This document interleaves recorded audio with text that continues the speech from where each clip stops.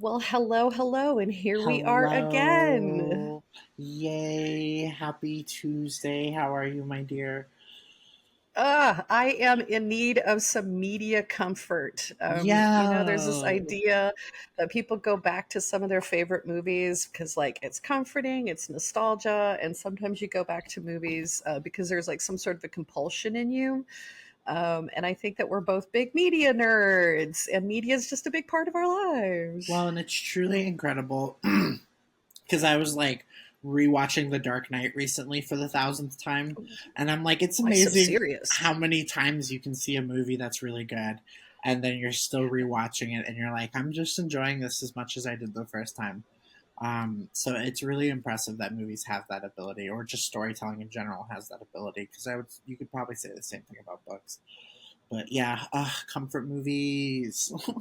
Comfort movies, and there's like reasons why there are comfort movies. And, I'm a creative writing teacher. So this is a big part of what I think about all day, every day. We're both filmmakers, Hmm. but we're both really sensitive people. And we both figured out that we were using media, as bibliomancy.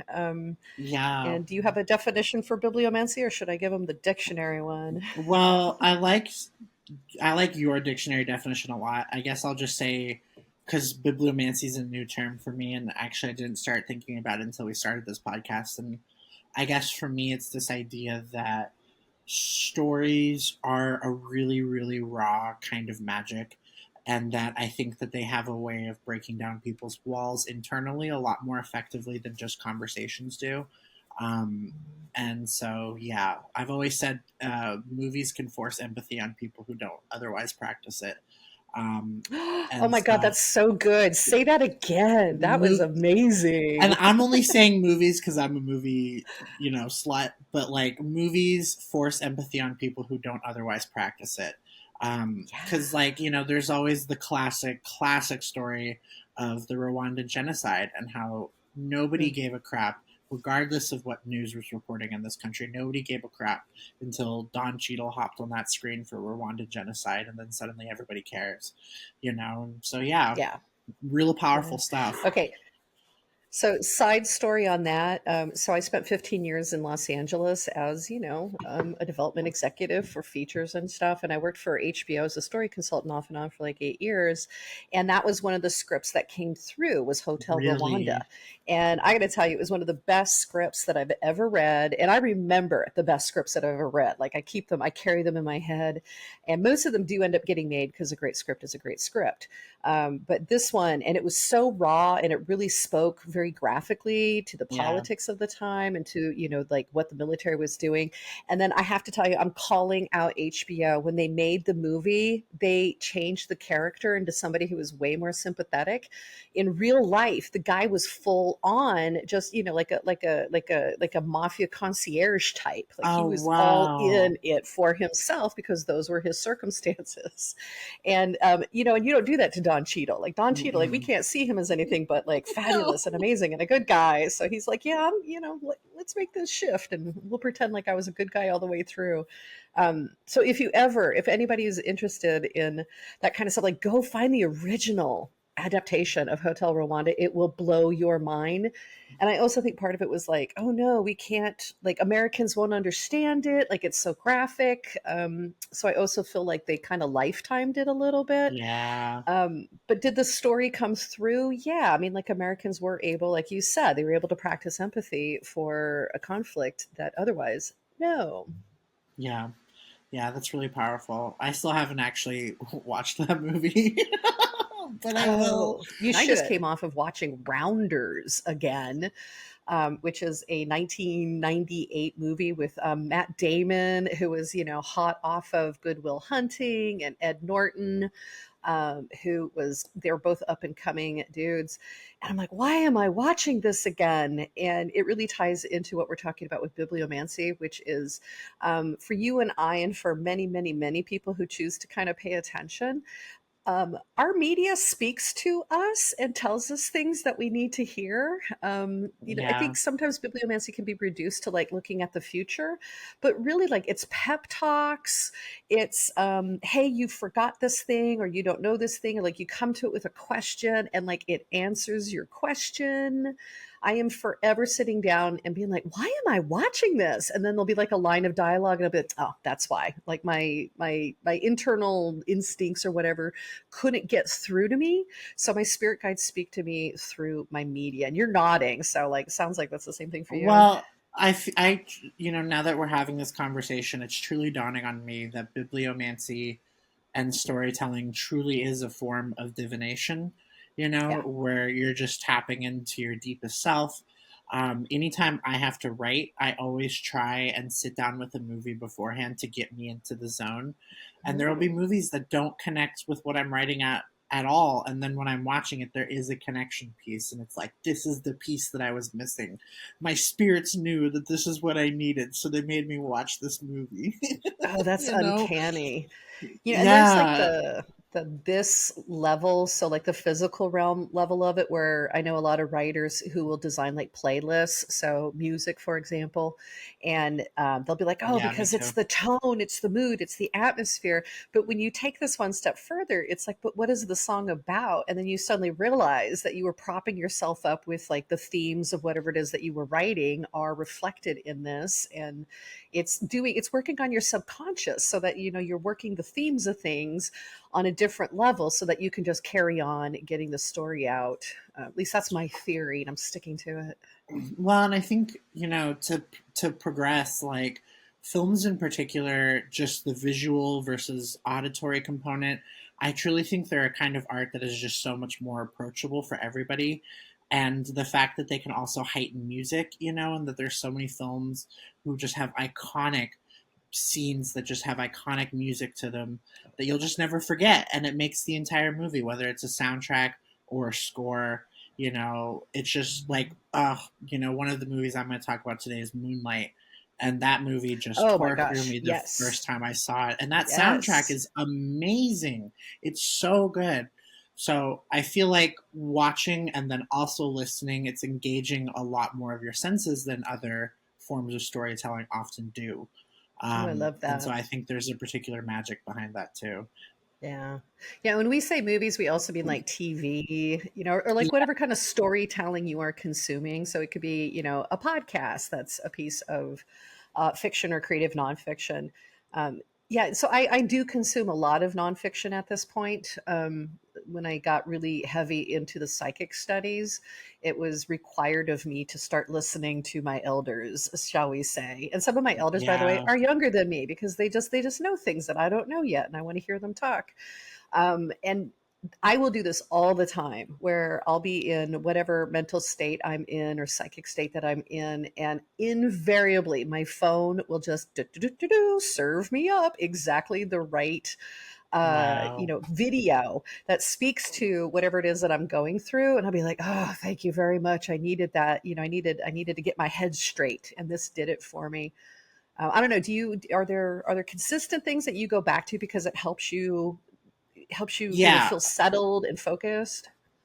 I mean, for me, one of my favorite genres of movies is political thrillers Ooh, because my brain, when it's functioning and I'm in what I would call ADHD flow, it's like this. It's just snapping along. And I would say political thrillers usually have that kind of tone where somebody's yeah. talking fast and walking fast and then, big revelation, big motion What? behind revelation. Not that And person. They were on our side. yeah, and believe it or not, one of my favorite movies to go back to, which is going to make me sound like a psychopath, is Spotlight. With Michael Spotlight. Which, Keaton. yeah, thank you. Oh, yeah. It's the one about them uncovering the Catholic priest scandal and about the Washington Globe specifically doing a huge report on it. And there's Yeah. so many people in it, and it's one of those that just has a really effective way of pulling your heartstrings. And I don't care how many times I've seen that movie, my mouth is always going to be open by the end of it, where I'm just like, just shocked. And it's just so good, and the music's so good. So I would say I have movies that I have to return to, but like also there's been so many times where the movie that I'm watching will then spark a situation outside of that or vice versa, and they really coincide. It happens a lot with anxiety where Mm. like I remember I watched Requiem for a Dream recently again, Oh, and yes. then while I was watching that, something happened with one of my friends, and it was like really anxiety inducing, and I was watching this really messed up movie while I was watching it. So You I got to was just explain it. Like, tell people what Requiem is. Like, what's it about? it's it's the most effective anti-drug movie you'll ever watch.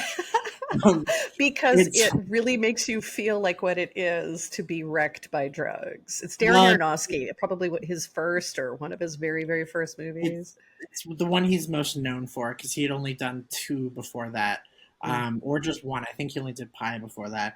And for those who know Oh, Darren, pie. he has a tendency to find the biggest form of drama he can find out of his situation and pull it out and just make it the most dramatic that it possibly can be. And in Requiem for a Dream, every single character in that movie just has the most horrible dramatic ending you can think of, and it's just like, oh my gosh, it's Yeah. not something I recommend. Like, it's great, it's a great movie. Baby Jared Leto. So just to kind of to reset things, so in the beginning, stories are really there to give us instruction. To when we're all around the campfire, it was all about like this is how to be a citizen in this particular society. So humans have always looked to stories to understand how the world works. And I would say Yeah, half of what I know about the world has come from the consumption of media. So anybody who sits there and says, those Gen Xers, they were raised by TV and look at them now, I'd be like, yeah, look at us now. We have the wisdom of thousands of great minds and some pretty crappy yes, ones. That is swimming around in here. And so we should be a human bibliography. I can't say the word human bibliomancy machines because we just know all the things. I feel bad for people who are not consuming story because they're losing out on this amazing opportunity to, see themselves in the media, to gain aspirational representation, to see what the potential is. I've never gotten to travel the world, but you know what, I have too, because I've watched so many yes, movies that are all over the world. And guess what, as it turns out, your brain doesn't know the difference. So if you're watching a thriller, you still get that flood of dopamine and serotonin, and your body thinks it's happening to you. This is why we love horror movies, right? Because they terrorize us without actually having to have axes involved. So when people give us movies where we're traveling the world, like I kind of sort of get to have that experience anyway. Um, Sorry, I was just jagging. I'm a really big fan of books. I'm a really big fan of movies. I've dedicated my life to them, and I'm so excited when I find somebody yeah, like you. So, what's the first movie that you can yeah. remember that like just lit you up, or TV or whatever book? So there's movies that I always really liked as a child that I was like, oh, this is fun, this is exciting. I think the first movie that truly pulled on my heartstrings and truly started getting me on this emotional path, and it's funny because I actually just rebought it on Blu-ray and I rewatched it. It's I Am Legend, Oh, with Will Smith. yes, the alternate the alternate ending to that movie is garbage. it's It's so garbage. garbage. It tried to be like the book. It's not like the book, but it's just such an emotional movie. One of the reviews I read of that movie is that this is an acting buffet for Will Smith, and it An absolutely acting is. buffet. not Yeah, not an just like extravaganza, not Oscar winning, no, but like a buff because there's going to be some mac and cheese. There's going to yes, be it's everything it's across the all the board. cheesy. No, he was actually pretty exceptional. So explain what I Am Legend is and how It's interesting that, just that this was something that really connected with you. it's just about being the last person on Earth, and not on Earth, but like he's the last person, Kind of. and everybody else is turned into a vampire or is dead Whoops. because they tried creating a cure for cancer, and then it ended up working too well and turned him into a zombie. Um, and Because so those are the he's like, alternatives. yes, yeah, of course. Um, and so he's the last person, so to speak. and it's just him and his dog. And I think for me, the reason it hit is because I've always been a depressed person, and that movie is just depression. It is so good. Just being alone, Yep. the scenes where he talks to the mannequins and has a Oh, relationship with these mannequins, but like it's real. And then spoilers for I Am Legend, the scene where he ends up losing his dog and oh, how it happens and destroys it everyone. destroys. And then Destroys you. they follow up that scene with him re-talking to the mannequins and realizing his mind is breaking. Yeah. And it's just about a man who has truly lost everything, and what is he still fighting for? And that question just kind of gets turned over a lot, and it does unfortunately take a really religious turn at the end. But beyond Because Will that, I Smith just always plays the Messiah. That is his jam. yes, he does. Him and It's so Tom Cruise true. are like vying for. It's true. You did not just Will Smith and Tom Cruise, two sides of the same coin. Um, oh my gosh, that's so funny. But yeah, it's just I think that movie just really hit my strings about depression and showed me, through bibliomancy that I was probably going to be a really depressed person in this life because these are the emotions that hit me hardest, and I would Right. watch them over and over and over and over again. Oh my goodness. But it's also really about, being so isolated. And I think that there's Yes. a lot of us who do feel like it doesn't matter if we're surrounded by a bunch of people, that, that we don't have the human connection. And I imagine, like, gosh, after the COVID sequester, everybody needs to go watch I Am Legend, because it really Yeah. just speaks to, well, what do you do? What do you do with yourself? And the fact that what I took from it, I took a lot from it, but one of the things was that he had himself on a schedule. There are Yeah. things that he did. He had to grow his own food. By then, the deer had come back into New York City, so he had to hunt. He had to check on the monsters and make sure they were staying at bay. Yeah. He lived his life as if there was a reason to live, even though we're the audience being like, "There's no reason. Why are you Yeah. still hanging in there, dude?" That's what I Yeah. took from it, is you I can would agree still though. do things even when you're like, "But why?" Which is really funny to hear because now my biggest lesson right now is how badly I need a schedule to function.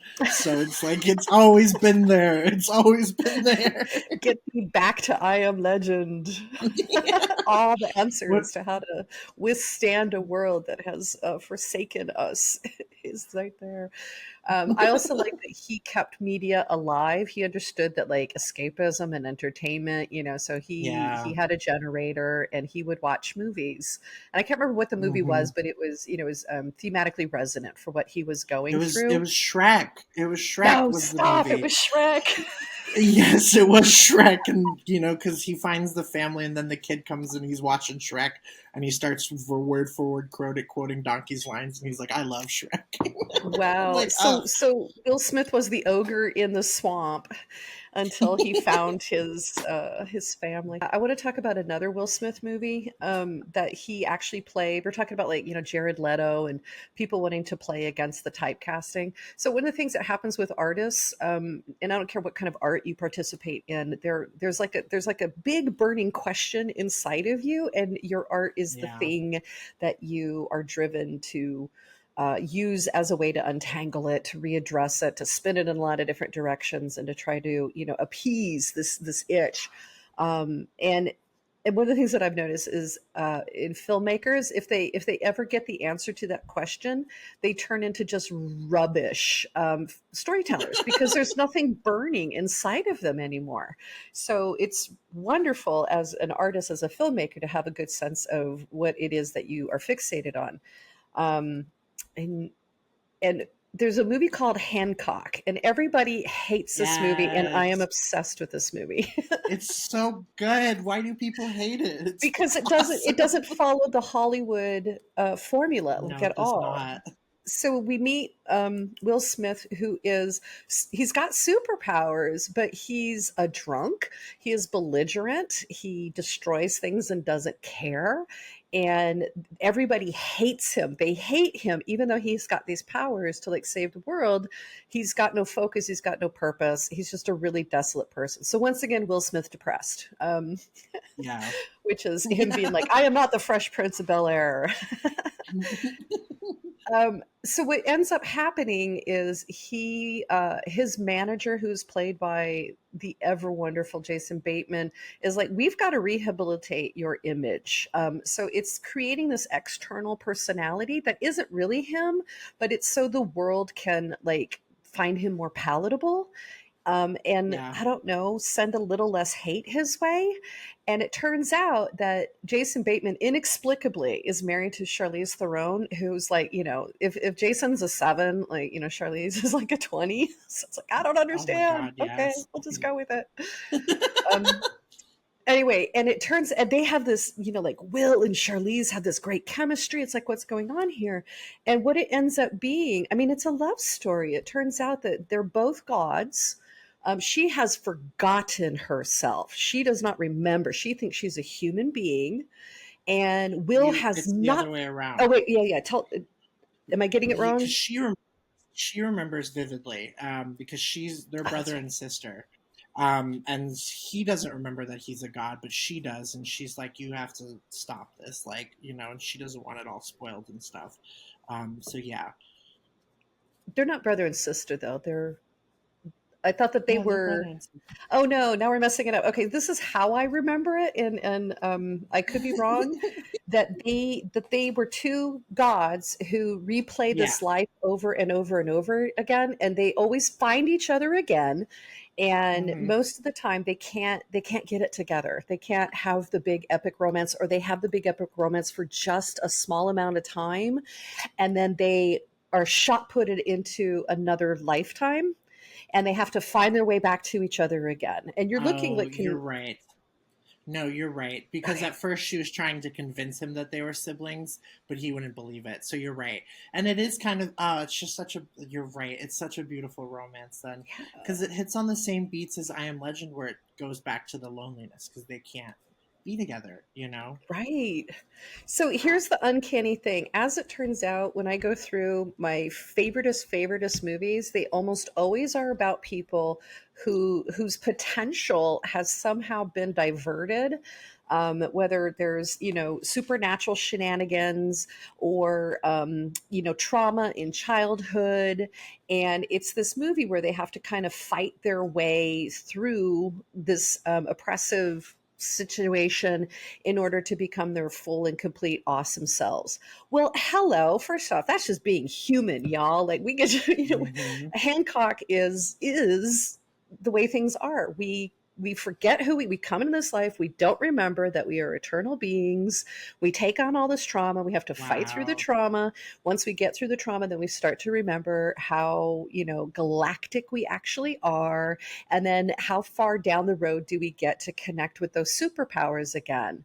And get to feel love, and get to feel the right kind of purpose versus the like American capitalist dream kind of purpose, right?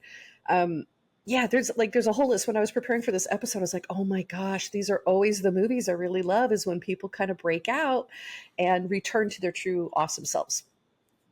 Well, and what a like classic structure for stories, because that also obviously fits beat for beat for the one that connects for us the most, which is the Matrix. The Matrix, You the know, and Matrix. and that whole line of Lawrence Fishburne being like, he's starting to believe. That's very much how it feels coming into your adult life in your 20s when you're a witch, and or just in general, where you're starting to accept your abilities and your powers and starting to remember who you were. Wow, I really, really like that because, yeah, there's a bunch of movies. Not every movie fits that, but there are a bunch of movies, and it makes sense for you and just who you are and the stuff you've gone through. It makes a lot of sense. Yeah. I think we all should have the opportunity to I just call it getting farther down the road. This is your ride. This is the ride that you're on. But wouldn't it be amazing? So in my I don't know what you call it, in my practice, The theory is this, that the more you evolve in this lifetime, you can retain that. So when you come back next time, you get to come back at that level if you choose. So Mm. hypothetically, if you're kind of just, and I don't, please no, this does not mean like, oh, I have a big house and I've got fancy cars. That is not my version of success at all.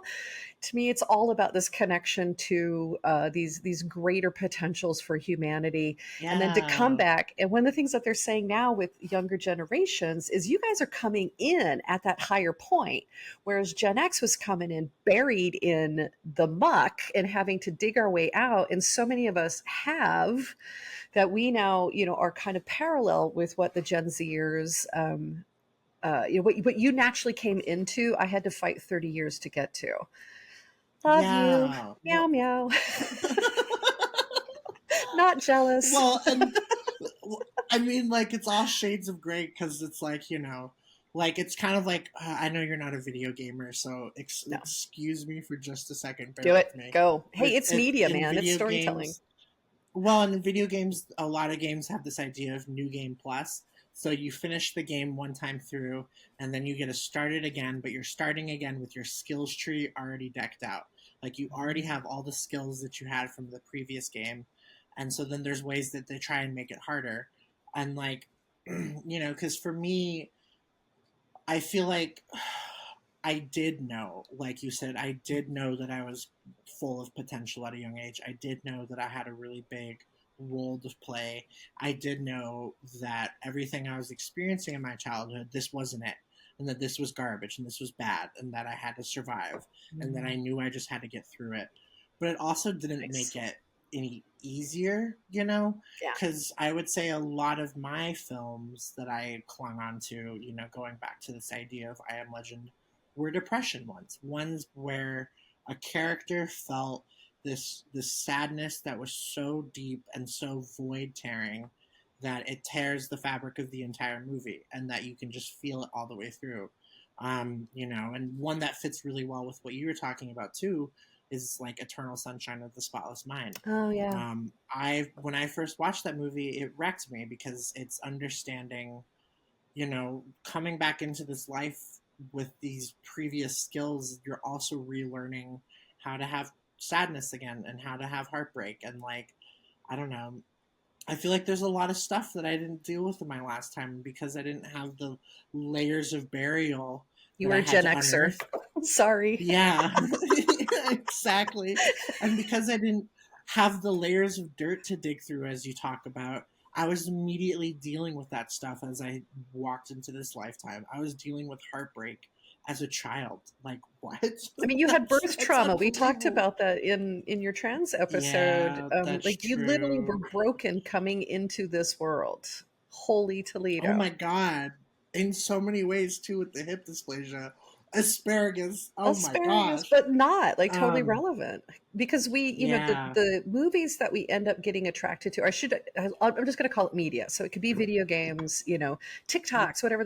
Wherever there's story, there are people who are devoted to that kind of story. So I think it makes a lot of sense for you that you were really interested in other people who were experiencing really big, heavy. I mean, some people might call it melodrama, but whatever. Like it's the Yeah. human experience or these big, heavy things like Moonlight. Like, wow. So how old were you when Moonlight came out?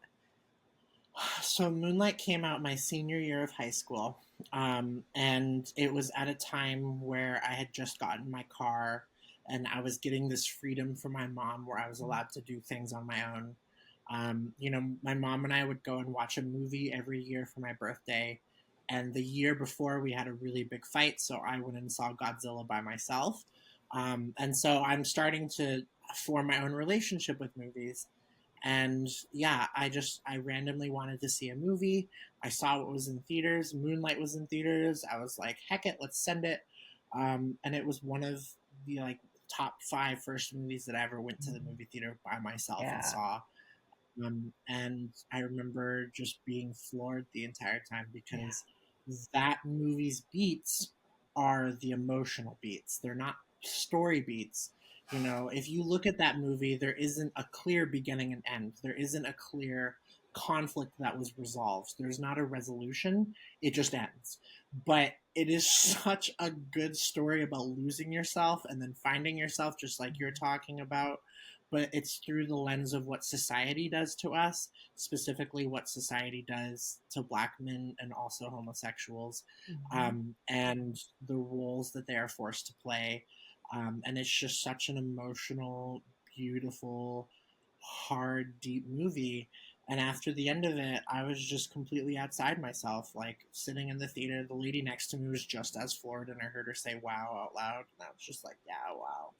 That Yeah. movie, especially as a queer person who didn't know that they were queer, that movie just hits so many levels. It's Wow. ridiculous. Oh, I It's just got goosebumps. Like, yeah, sometimes yeah, movies, media tells us who we are because we can't quite yes, get a beat on it yet. Oh my gosh.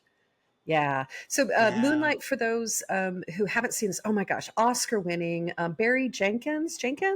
yep. The Barry first Jenkins. movie that he was on my radar for, kind of Yep, autobiographical. Yeah, it's told in a triptych, so three different storylines of him yep, as a young boy, him in older adolescence, and then him as like late yep. 20s. Is that right?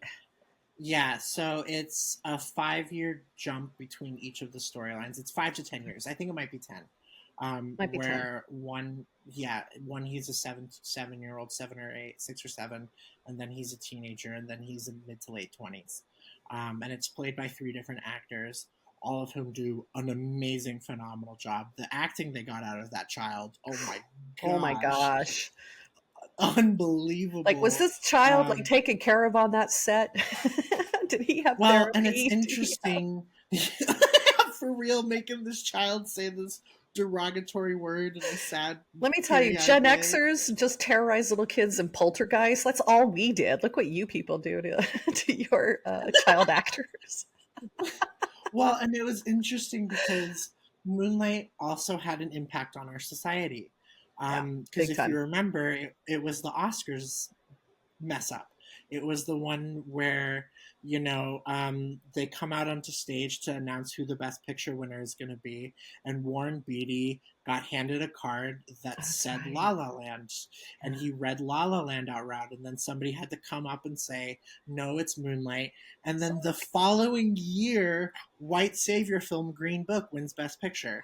It's like the so Oscars gross. are trying. Yes, and it's like they had a moment where they were being progressive, and Yep. everything about the academy was fighting that. It was Yep. like, stop it, don't do this, don't be progressive like this, don't let this film about a gay black kid win Best Picture. And I remember when it won Best Picture, just the feeling that came over me was hope, Yeah. for it. The voices were saying, "Oh my gosh, this path is possible for you," Yeah. you know. Hmm. And it This was right path is after, because possible. That's it right there. That movies show us yeah, the paths that are possible. And I get so sad because so yeah, many of them have turned to the dark side, where it's like how to be a villain, how to be an anti-hero. It's like, no, man, like we need the hope. We need the path to, and I don't mean like the I think we're all in agreement that the hero's journey has kind of had its time, and yeah, it did its job for 10,000 years. But to be able to see yourself as a human being, still being loved, still being successful, still accomplishing things, is just so much more gratifying, in my opinion, than I don't know, than watching yet another villain story.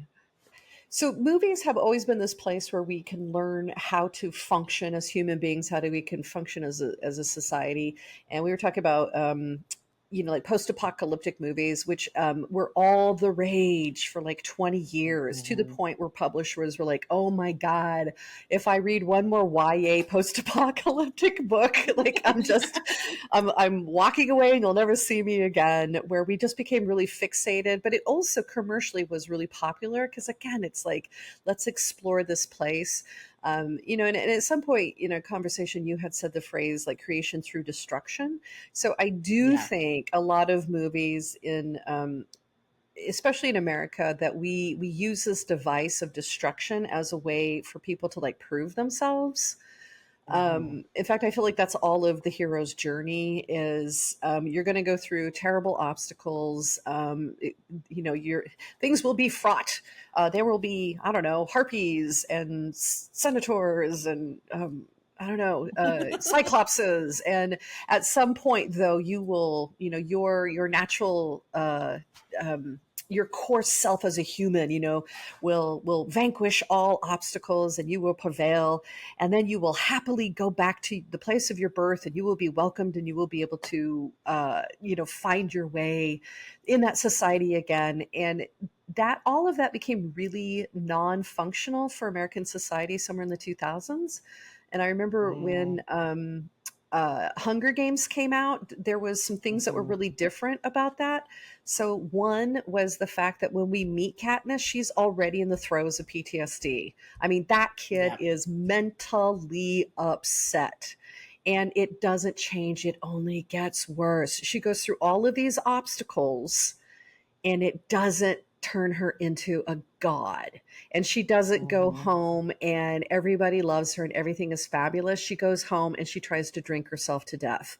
And I remember when I saw that, I was like, PTSD, hello, you are familiar to Mm-hmm. me. And for me, my entire childhood was always being attracted to stories where because women didn't have storing roles when I grew up. Oh no, no, no, no. It was always told from the male perspective, unless it was like a high school romance piece of nonsense. So whenever I saw somebody who was like haunted by their demons, like that for me was code of like, oh, this is Trey's story. Let's go watch this. And to watch people who really, and usually they're just on screen as heavy drinkers, and they did something in their past that they can't forgive themselves for, and it's always that, right? It's always a redemption story, and then by Yes. saving the whatever in the end, they're sort of psychologically healed. Now, I always knew that part was BS, but I didn't know why, because as it turns out, science. You can do all the good things Yeah. in the world. You can live an absolutely morally flawless life, and guess what? You can still be really depressed and really struggling mentally. So that was my draw, was looking for characters who were broken, and they never used PTSD until like the Mm-hmm. last, I don't know, maybe decade ish, maybe not even that long, because they didn't know the words. They were haunted by their demons. Well, and all PTSD stories that you saw in film were so war focused and were, oh, this is a movie about PTSD. Well, we're going to make it about war, and it was about the men and coming back from war and dealing with war, and it's like PTSD is so much more complex than that. And there's so many more stories where people are experiencing PTSD. It's a really interesting way to think about it because I agree, there are not a lot of hero movies where the hero doesn't come out clean on the other side, Yeah. you know, because there's morally gray movies where that happens, but the idea behind those movies is that they're getting punished for their moral grayness, Right, right, and right. it's like it's really supposed to be a lot more. Yeah, that's really interesting. So the person that I always liked to watch was Charlize Theron, because I feel like she was always playing her PTSD on screen. She was always Yeah, choosing characters who had been not, she didn't do anything wrong in her past. Something horrible had happened to her. And this was the human being who was trying to make her way through the world afterwards. Everything from Monster, which she won an Oscar for, all the way through to like Old Guard. I'm like, this is it. This is the yeah. person who was telling my story. Um, and that's kind of messed up. I couldn't relate at all to romantic comedies. I thought and I still think they're stupid, because that's just not my life. Well, and it's barring the fact that we didn't get female leads for a while, when we did, it wasn't the feminine experience. And the feminine experience is traumatizing in this country, and it puts you through the ringer. And I think that makes sense that, we'd latch on to, oh, this is a more genuine, actual feminine experience as somebody experiencing something and not coming out through okay. Truly, the only early 2000s examples I can actually think of are movies directed by women, like Virgin Suicides or Girl Interrupted. Granted, everybody But man, said they that was good. also, were stuck making women's movies. So Yes. even though they Yes, did they something that were. should have had a universal appeal, it was like, oh look, you made a, a sweet movie about tortured teenage girls. Go make a seven more of those. And then suddenly they're like, but there's other things that I want to do. So it was kind of a Hmm. trap. On one hand, like they wanted to tell that, that story that was being ignored, but the minute they did, it's like they were in director jail. Yeah, well, and it just goes back to that idea of, typecasting, and Yeah. especially the men look at virgin suicides and just think, oh, it's just this happy-go-lucky movie about women. And the tone With that behind title. that movie, yeah, exactly. It's like, and the tone behind that movie is happy and euphoric all the way through the end. Mhm. And it does that on purpose. That's the point. But I think a lot of people misunderstood that, and misunderstood that that's what it's saying, is that this is what we're expected to be. Right. Um, The two things that I always gravitated to as a kid were portal stories, like like Narnia, right? Like you step through a portal and you are automatically in a different place, which again, by the way, is just purely that's what happens when you die. You go through a portal and now you're elsewhere in the mhm. universe. So there was always a piece of me that was seeking out. I mean, reincarnation. How does reincarnation work? And I was an American, so these were the tools I have. If I had been Buddhist, if I had been perhaps born in an Asian community, I wouldn't have had to watch all of this junk TV in order to Hmm. to get that this is what humanity is. And I love the fact that across Hollywood's been around for 100 years, books have been around for a lot longer, and especially in sci-fi, because sci-fi is 100% my jam. So in this world's version of things, sci-fi is always like a metaphor for some sort of a social ill, right, that we can't necessarily bravely take on it straight through straight drama, that we need some kind of Hunger Games in order for us to understand that this is a caste system and caste systems are bad, etc. But then there's that extra layer of things. So when I was a kid, my uber fixation, besides Jamie Summers, the Bionic Woman, oh my god, was Battlestar Galactica. So this is the original one, y'all. I think it was like 1978 or something like that. So I was like 8-ish years old, and Oh, wow. so it's a portal story in the sense that so the origin story is humans created an AI technology that then evolved and decided humans were nonsense and just started blowing up their planets. And what few humans survived jumped on whatever ship could fly, and then that's where your story starts. Is these humans floating around in very contained spaces. They all had slightly different societies because it was like 12 different planets. So now they all have to figure out how to live together. Everybody has to be able to pitch in. Like, there's no such thing as a human that can just, I don't know, sit around and watch TV Yeah. like I do. Like, I would be useless in that universe. um, Which is such a 70s mindset, too. Oh my gosh. which sitting around in front of a TV or No, not being allowed to. Like, oh yeah, oh, you can't waste your a life away doing nothing. You how must be dare you? involved. And look, I did. Ha ha. I've gotten to spend my entire life and I've gotten paid to sit around and watch TV my whole life. Winner. Um, so Battlestar for me was it was a found family because everybody had experienced horrible loss. They were all kind of reborn into this new experience. It tended to focus on the military folks, but as the show went on, it expanded into like the doctors and the teachers and the people growing food. So you got a sense of how. So it was a post-apocalyptic tale, and it was worse. It was like just like on planet Earth, we're just floating around on a very contained space, and are we going to survive? And then of course they are being pursued by this AI that wants to see them destroyed. And I went back to Battlestar Mm. Galactica during the sequester, and it was just so obvious to me that we were living Battlestar Galactica. That instead of AI, it was the COVID virus, and it was trying to kill us. And we Yeah. had to stay inside of our little tin cans, man, and just keep moving, just keep running, just keep running. Or actually stay still, to stay. It's like that Doctor Who episode with the angels. Stay still, or they will Yeah. devour you. So that it was super meaningful. And then when I was older, I was always like, okay, so this was my big test for having. I only had a couple of friends at a time when I was a kid. I just couldn't comprehend having more than one or two friends. I was friendly to everybody, but like these were my friends, and it only worked out if we liked different boys on the shows. And my friend was an Apollo fan, and I just was like boring. I like Starbuck. And when I got older and I was breaking down the characters for some class I was teaching, so Starbuck was an orphan long before everybody else was an orphan. He grew up in an orphanage. Mm. His father, as it turns out, was a gambling addict and had abandoned him. His mother had died.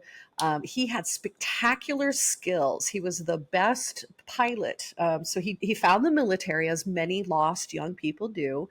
Not lost. Some are lost. Some are very mindful in their choices in joining the military.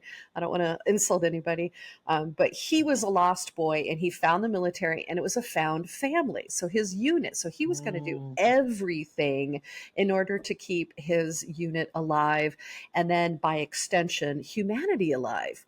But here was the problem: he was still messed up. He was a womanizer.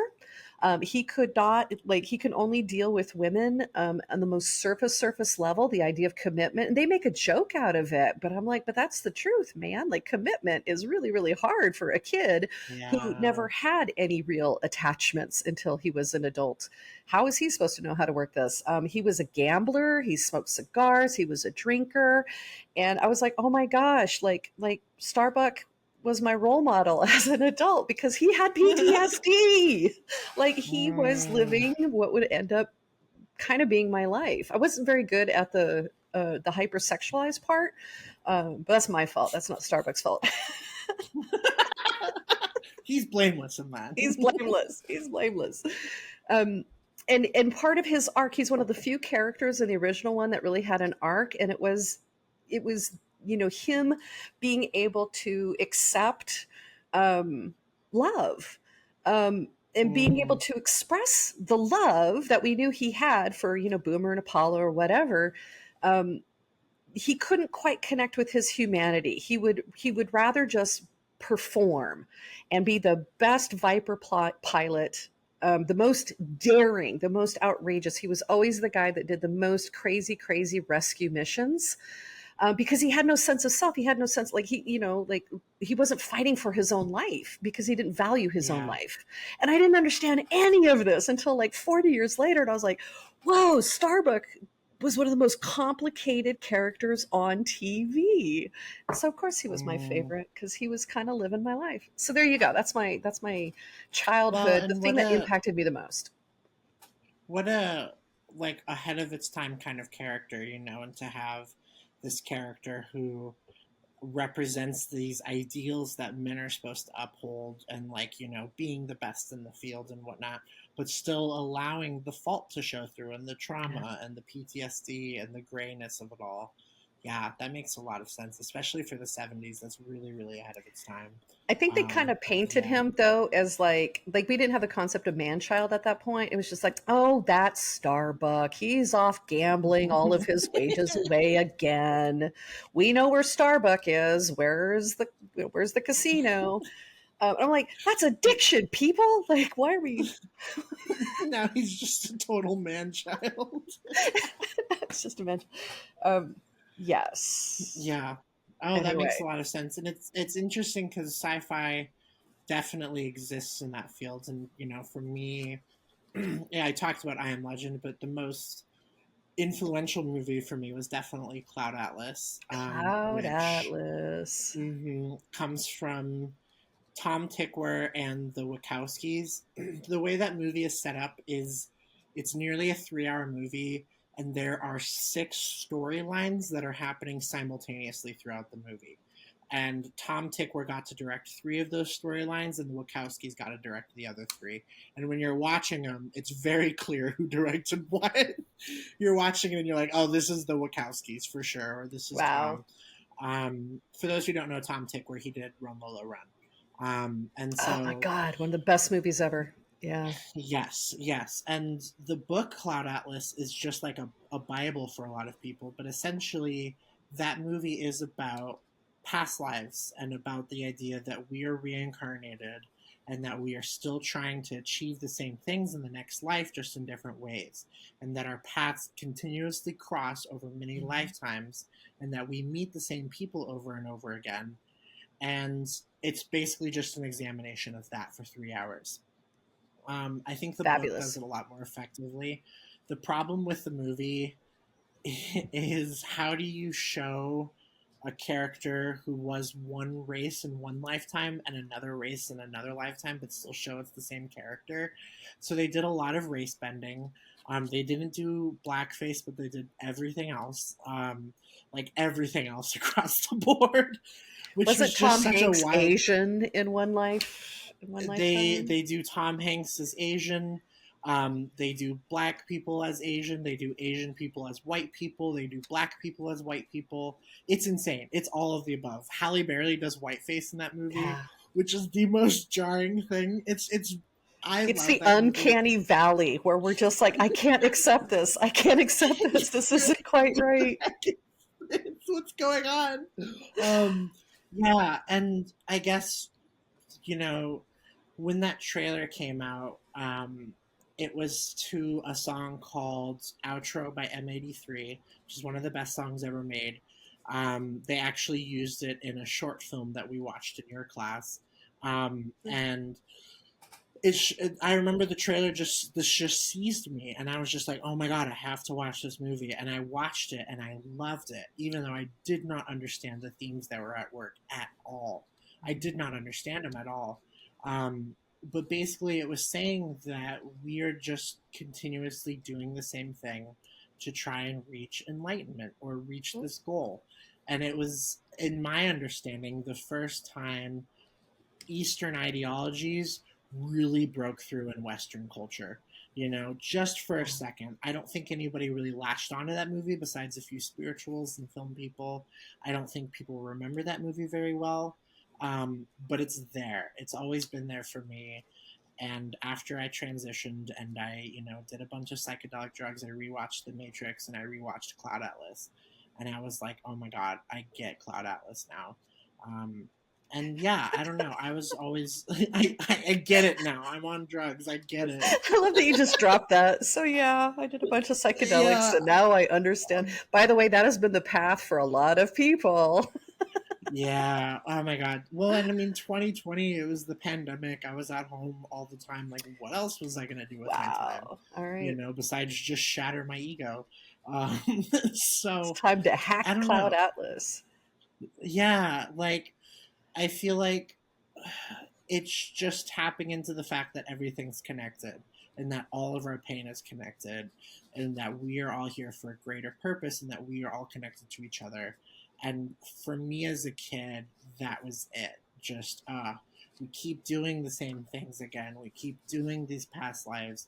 Like, I was trying to tell myself about reincarnation without understanding that that's what was going on, and I was tapping Right. into that without understanding that's what was going on. Oh, And then you rewatch it as hello. an That's adult. it. Yeah. Yeah. And then you rewatch it as an adult and you're like, just like with you with Battlestar Galactica, where it's just like, oh my God, of course. All of these things, like, yes, I get it now. And that movie's theme was that unfortunately things get worse in the future than they were in the past. Um, but yeah, I don't know. That's my spiel on Cloud Atlas. I think It was a it's a great problematic spiel. movie to say the least, but it's also, I think its heart was in the right place. It's just a product of its time, unfortunately. Yeah, Which really, was really only good like stuff. 10 years ago. I think we're approaching 20 Are actually. we? Okay. Okay. Um, yeah. Um, Yeah, oh, 2012. No, you're right. 12 years ago. My bad. but the thing that you really connected to, so this is like an eternal question, and maybe this is like the last thing to kind of throw out there is, do we already have things on our mind that causes us to seek out certain genres, certain stories, because there is a conversation that's happening between us and the story. and we're getting clues out of it, and we're evolving because of it, and we carry it forward. It becomes part of who we are. Or is it like the opposite way? Do we become who we are because, I don't know, the Marvel movies were a big thing and that's all that you watched when you were a kid? Or video games that are all first person Yeah, shooters. Like, does media form the person, or do you form the media journey? Thoughts? I actually have an answer for that question Please. for myself I in was hoping you particular. would. I think it's both. And the way it's always worked for me is I will know, like, my spirits and my internal path and my future selves will tell me what movies I need to be watching before I Oh my understand gosh, that's why. so Yes, sexy. I love that. because that is absolutely how it happened for Cloud Atlas. Because if you watch the trailer for Cloud Atlas, it is not clear what that movie is about at all. But I watched that trailer so many, so many, so many times. And what I found out is that if it's a movie that is impactful for me, I will have forward memory with it. So I will watch a trailer and I will see this trailer, and through, immediately, first 30 seconds of the trailer, I'm like, I have to watch this movie. I don't know why, but I know I have to watch this movie. And the movies that it's really, really important, there won't be urgency behind it. It won't Mm. be, you need to watch it now. It will be, you're going to watch this when you're ready. But please know that when you do watch this, things will change. That's Ooh. how it was for me with the movie Past Lives. Mm-hmm. That's how it was for a movie called Drive My Car, which won a Mm-hmm. couple years ago. Yeah. I watched the first 30 minutes of Drive My Car and I remembered it beat for beat, even though Wow. I've never seen that movie. And I was remembering from watching it a lot in the future.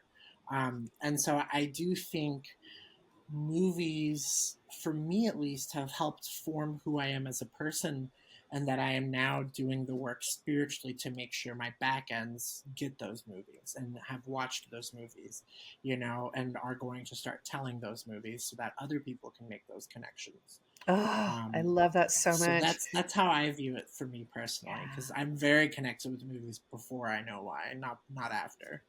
Well, this was All great. This was an right. interesting episode, but it was good. Yeah, I Yeah. loved how freewheeling it is. And I felt like I got to say a lot of the stuff that is so meaningful to me about storytelling. And I'm so glad that I have somebody who enjoys it as much as I do. So thank you. Likewise, thank you. And this definitely, I doubt, would be our last movie themed episode, especially because movies weren't necessarily the full theme of this episode. So, yeah, Yeah. we shall return to this. Yes, we But, shall. All right, my dear. yeah, Well, meow cheers. meow. Meow, meow. Cheers.